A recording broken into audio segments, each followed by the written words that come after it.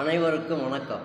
நண்பர்களே, தாவேக தலைவர் விஜய் அவர்களுக்கு ஒரு பாட்டு கவிதையாக படிக்கிறேன், கேளுங்கள்.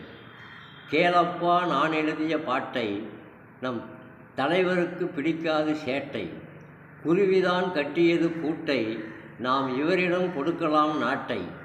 மக்கள் மீது இவருக்கு சிந்தனை, இவர் மனதிலே இல்லை ஒரு வஞ்சனை. போதனைக்கு வணங்கலாம் புத்தனை, இவர் மனமானது மல்லிகையின் வாசனை.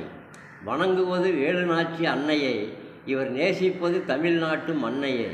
மக்களுக்கு கொடுத்து விட்டார் தன்னையே, இவர் புகழானது தொட்டுவிடும் விண்ணையே.